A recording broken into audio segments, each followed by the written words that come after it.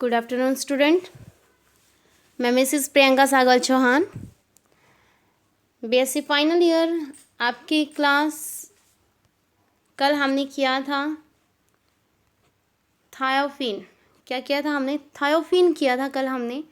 Thiophene की हमने कल स्ट्रक्चर, उसकी preparation, synthesis, physical property, chemical property और इलेक्ट्रोफिलिक सब्स्टिट्यूशन रिएक्शन हमने की थी। आज हम करेंगे mechanism and orientation in electrophilic substitution. बहुत ज़्यादा इजी है, आराम से अच्छे से शांत मन के साथ इसको समझिएगा। बहुत ज़्यादा आसान है। Mechanism of electrophilic substitution of कोई भी हो, पायरोल हो, फ्यूरोन हो, थायोफिन हो, विच अकर प्रेफरेंसली जहाँ पे क्या हो, अल्फ़ा या टू पोजीशन में B outline as shown in figure. देखिए यहाँ पे बहुत आसान है, आप जानते ही हैं। इलेक्ट्रोफिलिक सब्स्टिट्यूशन रिएक्शन के लिए हमारे पास एक इलेक्ट्रोफाइल का होना ज़रूरी है। इलेक्ट्रोफाइल कौन होता है? जो इलेक्ट्रॉन लविंग होता है, खुद एक पेरेंट्स, एक पॉजिटिव आयन होता है और किसी भी न्यूक्लियस या फिर किसी भी इलेक्ट्रॉन को अपनी तरफ, अपने न्यूक्लियस की तरफ अट्रैक्ट करता है। सो ये इलेक्ट्रोपॉजिटिव इन नेचर में होता है इलेक्ट्रोफाइल, और इलेक्ट्रॉन लविंग होता है। तो सबसे पहले हमें चाहिए एक इलेक्ट्रोफाइल, एक अच्छा इलेक्ट्रोफाइल। तो उसकी हम जनरेशन कर देते हैं। जनरेशन ऑफ इलेक्ट्रोफाइल, ई और जेड कोई भी बॉन्ड था, जैसे ए और बी बॉन्ड था, यहाँ पे ए पॉजिटिव ई और बी नेगेटिव कर देते हैं। एग्जाम्पल के लिए आपके पास HNO3 है, इसको तोड़ेंगे। चलिए कुछ और ले लेते हैं। चलिए H पॉजिटिव और NO3 नेगेटिव। यहाँ पे ये इलेक्ट्रोफाइल है, ये न्यूक्लियोफाइल है, ये न्यूक्लियोफाइल है। इस तरह से आपके पास HCl या BR, यहाँ पे एक ब्रोमीन पॉजिटिव और एक ब्रोमीन नेगेटिव है। तो यहाँ पे इलेक्ट्रोफाइल जो पॉजिटिव वाला है, तो कोई भी बॉन्ड ब्रेक किया आपने, एक इलेक्ट्रोफाइल आपको अच्छे से मिल गया। यहाँ पे जो इलेक्ट्रोफाइल है वो ई पॉजिटिव है। आगे हम क्या करेंगे? Formation of carbocation. Formation of carbocation, यहाँ आपने क्या लिया? पायरोल लिया। पायरोल के अंदर डबल बॉन्ड है और इलेक्ट्रोफिलिक अटैकिंग के लिए यहाँ डबल बॉन्ड होना ज़रूरी है। ये अटैकिंग कर देते हैं इस तरह से। सो यहाँ पे जैसे ही डबल बॉन्ड ने अटैक किया, जैसे ही अटैकिंग हुई, तो यहाँ दो चांसेस हैं। या तो इस डबल बॉन्ड के, जैसे ये डबल बॉन्ड है, कोई भी डबल बॉन्ड है, ये इलेक्ट्रोफाइल के ऊपर अटैक करेगा, या तो इस पोजीशन पे अटैकिंग होगी या इस पोजीशन पे अटैकिंग होगी। सो दो चांसेस हैं। यहाँ पे टू पोजीशन, जिसको हम अल्फ़ा पोजीशन बोलते हैं, वहाँ पे जो है रिएक्टिविटी ज़्यादा है। तो ये यहाँ पे अटैकिंग कर दिया हमने। यहाँ पहले से एक हाइड्रोजन है, ध्यान दीजिएगा यहाँ पे। चलिए मैं खुद एक स्ट्रक्चर बना देती हूँ। ये नाइट्रोजन है, ये इस तरह से, ये हाइड्रोजन है, ये लोन पेयर है, ये डबल बॉन्ड है। ये इन्होंने इलेक्ट्रोफाइल के ऊपर अटैकिंग की और यहाँ एक एक हाइड्रोजन पहले से है, एक एक हाइड्रोजन पहले से है, यहाँ पर भी, यहाँ पर भी। ठीक है, क्योंकि उसका जो फॉर्मूला था वो C4H5N था। ध्यान दीजिए, आपको मैंने करवाया था। सो यहाँ पे आपने दो पोजीशन पे आपके चांसेस थे। आपने यहाँ जो पहले से ऑलरेडी हाइड्रोजन है उसको एज इट इज़ लिख दिया, लेकिन दूसरे कार्बन पे भाई इलेक्ट्रॉनों की कमी हो गई और ये कार्बोकेटाइन बन गया। यहाँ कार्बन है और ये कार्बोकेटाइन बन गया। अब क्या होगा? थोड़ा सा मैं जूम कर देती हूँ ताकि मैं इसी के अंदर आपको अटैकिंग बता सकूँ अच्छे से।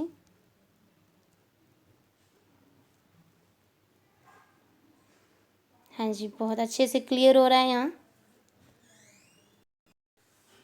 सो ये देखिए, अब यहाँ पे जो ये डबल बॉन्ड है, ये यहाँ मैंने भेज दिया तो यहाँ कमी हो जाएगी और यहाँ आपका कार्बोकेटाइन फॉर्मेशन हो गई।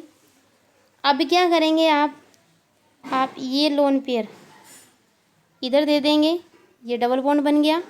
अब नाइट्रोजन पे आपकी कमी हो गई इलेक्ट्रॉनों की, ठीक है। तो ये आपकी थी mechanism, resonance structure of carbocation. तो यहाँ आपने क्या किया है, रेजोनेंस स्ट्रक्चर ऑफ कार्बोकेटाइन, पहले आपने फॉर्मेशन की, कार्बोकेटाइन बन गया, फिर यहाँ पे आपने डबल बॉन्ड आगे ट्रांसफ़र किया, कार्बोकेटाइन बना, फिर आपने नाइट्रोजन के लोन पेयर को अटैकिंग करवाया, उससे डबल बॉन्ड बनाया और ये बन गया इस तरह से। नेक्स्ट आपके पास अब क्या करेंगे, आपका जो थर्ड स्टेप होगा वो होगा removal of proton to add the final product. अब आपका प्रोटॉन जो है उसका रिमूव होगा, जैसे ही यहाँ पॉजिटिव होगा वो फिर से, तो ये हमने क्या किया, प्रोटॉन का ट्रांसफ़र होगा। ये प्रोटॉन आपका Z नेगेटिव, कोई भी ब्रोमीन नेगेटिव हो या कुछ भी हो वो आपका लेके चला जाएगा और हाइड्रोजन अपने इलेक्ट्रॉन यहीं दे देगा, ठीक है। हाइड्रोजन ने अपने इलेक्ट्रॉन यहीं दे दिए, यहाँ डबल बॉन्ड बन गया और हाइड्रोजन आपका चला गया और ये आपकी फाइनल प्रोडक्ट बन जाती है। So similarly we can depict the mechanism in case of furan and thiophene. हम इसी तरह से हम दोनों के राइट डाउन कर सकते हैं मैकेनिज्म। ओके, आई होप आपको यहाँ तक समझ आ गया, क्योंकि यहाँ तक जिसको समझ आ गया उसको इलेक्ट्रोफिलिक सब्स्टिट्यूशन रिएक्शन आ गई, ये उसकी मैकेनिज्म है। ओके, और इस तरह से आपकी अटैकिंग होती है। नेक्स्ट हम करेंगे comparison of electrophilic substitution in 5 membered heterocyclic with that in benzene के साथ कंपैरिजन करें तो क्या होगा, it may be noted that electrophilic substitution in pyrrole etc. in one of the contributing structure of carbocation intermediate formed, every atom has got an octet of electron। हर atom को रहती है कि वो अपना ऑक्टेट कंप्लीट करें। As such this structure is particularly stable, और वो अपनी एक स्टेबल फॉर्म में आना चाहती है। हर एक स्ट्रक्चर जो भी अपना ऑक्टेट कंप्लीट कर लेती है तो वो अपना एक पर्टिकुलर स्टेबल फॉर्म में आ जाती है। There is no such contributing structure in case of substitution in benzene, और बेंजीन के केस में ऐसा कुछ भी नहीं होता। So due to this contribution from the more stable structure carbocation intermediate in pyrrole is more resonance stabilised, okay, and therefore more easily formed than the resulting from electrophilic attack at benzene ring. तो ये क्या बता रहा है यहाँ पे कि आपके पास यहाँ पे कार्बोकेटाइन बहुत ही मोस्ट स्टेबल आपको कार्बोकेटाइन स्ट्रक्चर यहाँ पे मिल रही है। हर एक एटम का अपना ऑक्टेट कंप्लीट करने की रहती है, तो फिर भी वो एक मोस्ट स्टेबल कॉन्फ़िगरेशन में है। एक स्टेबल रेजोनेटिंग स्ट्रक्चर यहाँ पे है, पर्टिकुलरली एक स्टेबल स्ट्रक्चर आपको यहाँ पर देखने को मिल रहा है। और ऐसा कुछ बेंजीन के अंदर नहीं पाया गया, बेंजीन के अंदर ऐसा कुछ नहीं होता, इसीलिए यहाँ इसका थोड़ा सा कंपैरिजन किया है, ठीक है। So therefore more easily formed than resulting from electrophilic attack at benzene. So as such last वाली लाइन आपके लिए काम की है कि the electrophilic attack on pyrrole takes place more readily than on benzene। कि अगर आपके पास दोनों हुए, एक पायरोल है और एक आपका बेंजीन है, दोनों में अटैकिंग कहाँ होगी, तो अटैकिंग आपकी पायरोल पे अच्छी होगी, क्योंकि उसकी जो रेजोनेटिंग स्ट्रक्चर है कार्बोकेटाइन की वो बहुत ज़्यादा स्टेबल है। उसी तरह से फ्यूरोन और थायोफिन की है, तो ये एक छोटा सा डिफरेंस था। So greater reactivity of pyrrole furan इनकी towards electrophilic can also justify in term of their molecular orbital structure. In the molecular orbital structure of this heterocyclic the heteroatom contribute 2 electron towards the delocalised electron cloud. आप जानते हैं यहाँ पे nitrogen के पास, एक heteroatom के पास आपके पास 2 electron थे जो डीलोकलाइजेशन इलेक्ट्रॉन क्लाउड की तरफ अपना कंट्रीब्यूशन दिखाता है, while each carbon atom contributes only 1 electron. So therefore there is a greater electron density at carbons of heterocyclic ring in that in benzene. So यहाँ पे आपके पास कार्बन के पास इलेक्ट्रॉन डेंसिटी ज़्यादा है देन बेंजीन, ये हम पहले भी डिस्कस कर चुके हैं। So electron density on carbon in heterocyclic compound is more than the electron density on carbon in benzene. Benzene वाले कार्बन्स के कंपैरिजन में जो पायरोल, फ्यूरोन और थायोफीन है उनके कार्बन के ऊपर इलेक्ट्रॉन डेंसिटी ज़्यादा है because of their hetero atom के 2 इलेक्ट्रॉन्स जो डीलोकलाइज्ड इलेक्ट्रॉन क्लाउड्स में अपना कंट्रीब्यूशन दिखाते हैं उनकी वजह से. Such that the heterocyclic are more susceptible to electrophilic attacking than benzene. तो ये आपका क्वेश्चन कई बार बना है पेपर में कि इलेक्ट्रोफिलिक अटैकिंग में आपका बेंजीन से ज़्यादा ये जो हेट्रोसाइक्लिक कंपाउंड है ये अपना कॉन्ट्रीब्यूटिंग स्ट्रक्चर क्यों दिखाते हैं, इसका कंपैरिजन करें. तो ये क्वेश्चन कई बार आया है. ठीक है. और उसके बाद ओरिएंटेशन की बात करते हैं. ओरिएंटेशन आपका सेकंड पोजीशन पे भी हो सकती थी और दूसरे भी. सो द अक्रंस इस तरह से आपकी सभी सेम बातें लिखी हुई हैं, आप पढ़ लोगे. तो यहाँ देखिए अगर आप क्या करते हैं, यहाँ देखिए ओरिएंटेशन आपकी सेकंड पोजीशन पे भी हो सकती थी और थर्ड पोजीशन पे भी. सो यहाँ आपने क्या किया, इलेक्ट्रोफाइल पे अटैकिंग करवाई. जैसे ही अटैकिंग करवाई तो यहाँ इस पोजीशन पे भी आप ले सकते थे, लेकिन इसकी 2 ही रेजोनेटिंग स्ट्रक्चर हैं और उसकी 3 थी. इस तरह से हम कह सकते हैं कि ओरिएंटेशन सेकंड पोजीशन पे मोर स्टेबल है देन थर्ड पे. ठीक है. नेक्स्ट आपके पास अगला जो टॉपिक स्टार्ट होता है वो होता है पायरिडीन. पायरिडीन की स्ट्रक्चर आप देख सकते हैं, जिसको आप पिरिडिन भी कुछ बच्चे बोलते हैं. कोई टीचर पायरिडीन बोलता था, कोई टीचर पिरिडिन बोलता था. ठीक है. सो यहाँ देखिए ज़रा पायरिडीन की जो स्ट्रक्चर है,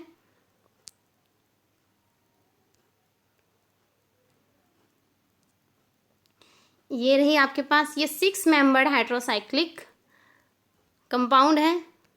तो आपके 6 मेंबर्ड हाइड्रोसाइक्लिक कंपाउंड स्टार्ट हो गए हैं. ओके. तो थोड़ा सा इसमें जल्दी जल्दी पढ़ते हैं कि pyridine is most important 6 membered heterocyclic compound which contain a ring made up of 5 carbon atom and 1 nitrogen atom. It is found to be present in coal tar, same, and bone oil. Okay. Moreover, the pyridine ring system also present in number of neutral products. Yeah, natural products such as vitamins like nicotinic acid and pyridoxine. उसके बाद alkoxides like nicotine and piperine. Now इनके अंदर आपका पाया जाता है nicotine, आपको पता ही है वो तंबाकू वगैरह की बात कर रहे हैं यहाँ पे. ठीक है.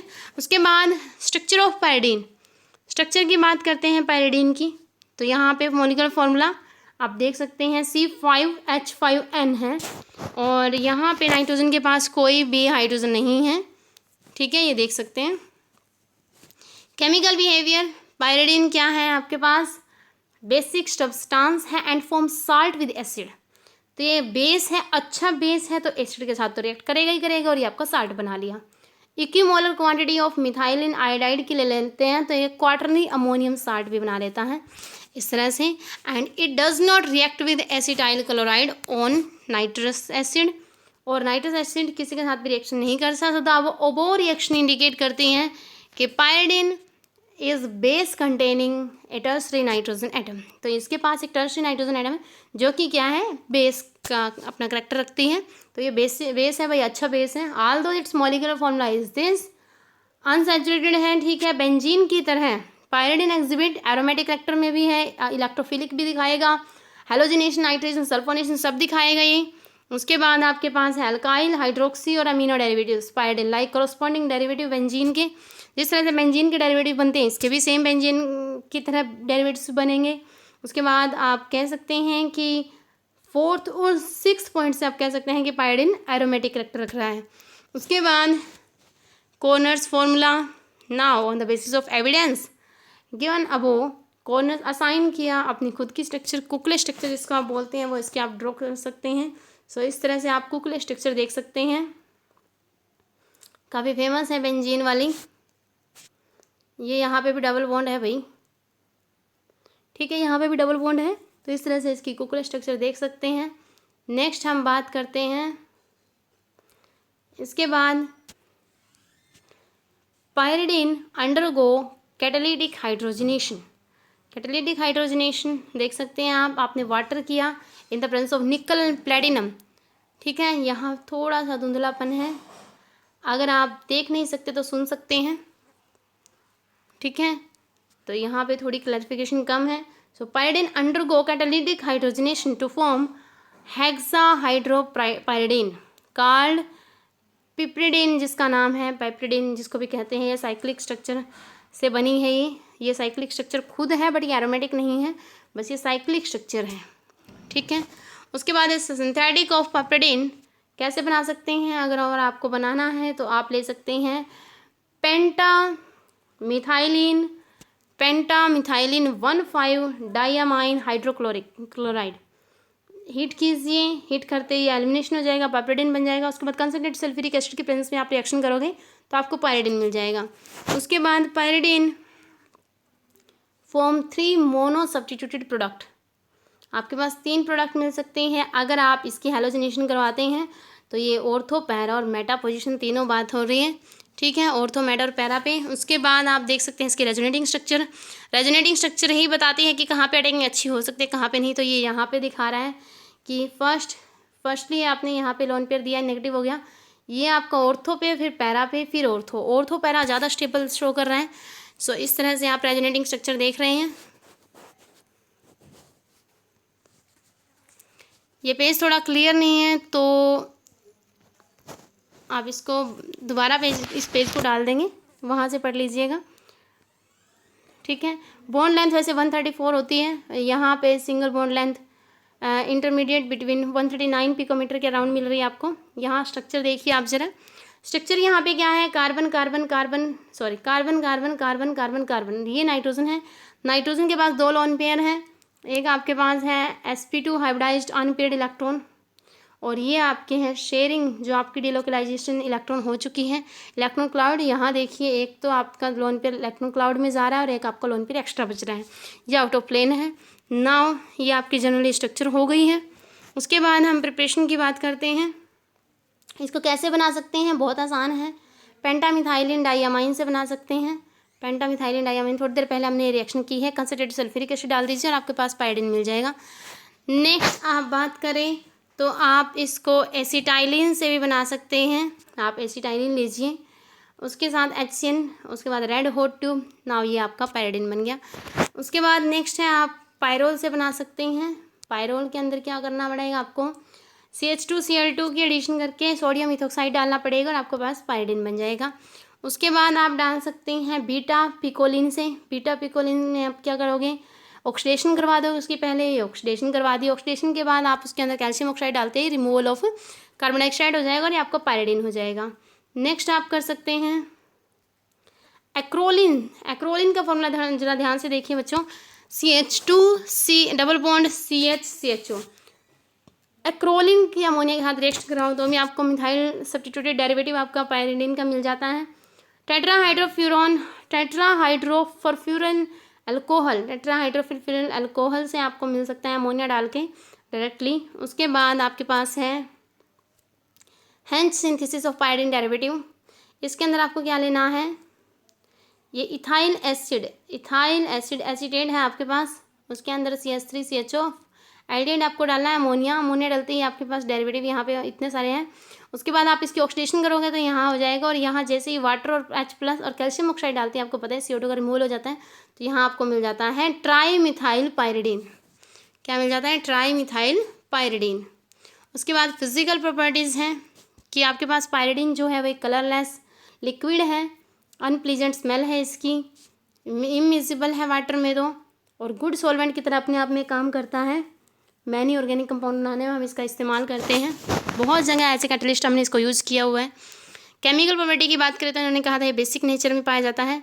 तो आप यहाँ क्या करते हैं, एसिड के साथ इसकी रिएक्शन करवा के यहाँ इसका साल्ट बना रहे हैं, ठीक है। और यहाँ आप इसकी क्या करवा रहे हैं, ये आपका आयोडीनेशन CHI3 आपने इसके अंदर डाल दिया। नाउ ये आपका फिर से मिथाइल सब्स्टिट्यूट बन गया, I-, ठीक है।